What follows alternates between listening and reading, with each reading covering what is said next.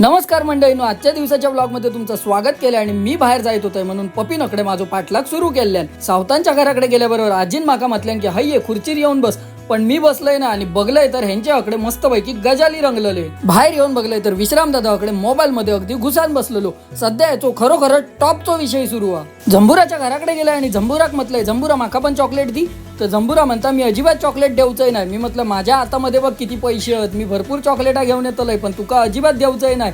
तर माका म्हणता की हे बघ अजून एक या एक खाताय आणि दुसरा सुद्धा चॉकलेट माझ्याकडे मी म्हटलंय तू राहा चॉकलेट खाईत, मी चाललंय आपलं दुकानात जाऊ घेतल्याबरोबर पाठचून इलानी म्हणता हे घे चॉकलेट. पण चॉकलेट काय मी घेऊक नाही. पण झंबुरा घेतलाय आणि तिच्या वांगडा गजाली मारीत मी निघालोय दुकानात जाऊक. दुकानात गेले आणि माका जा वया होता तर मी भावाशीक मागान घेतलं आणि झंबुराक मी विचारलंय तुका काय वया गो. तर तिनं तिच्या भाषेत माका म्हटल्यान माका चिप वये. झंबुराक घराकडे सोडलाय आणि पावसानात घरात काळोख करून ठेवल्या ना. जेवणात आज कवटाची बुर्जी सोबतच चपाती आणि कवटाच्या पोळी सोबत पाव सुद्धा होते. येवा तुम्ही सुद्धा जेव. 3 सांज झाल्याबरोबर संकेताक बघलंय तर अकडे पावसात बसन कोणाची तरी वाट बघित होतो. तेवढ्यात तकडेसून पावसकर कम्प्युटर क्लासेसच्या एकमेव शिक्षकांनी तुमका सगळ्यांका हाय केल्यानी. घराकडे येऊन बघलंय तर पप्पा अकडे चायच्या कपामध्ये ओव्याचा पाकिट टाकून चाय खाईत बसलेले. पाट्यावर उभ्या राहून कुकिंग करणारी माणसं आम्ही बरीच बघलो, पण यो आपल्या किचनच्या वाट्यावर उभ्या राहून कुकिंग करीत होतो. फक्त एक पायरी वर चढाची खोटी होती, डायरेक्ट गॅसवर जाऊन बसलो असतो. कसली चमचमीत अशी आपल्या आवडीची मॅगी बनवल्या ना, पण एकट्यानंच खाल्यान. रात्री पावसान कसला तर धुमशान घालून ठेवलेल्या नुसतं धो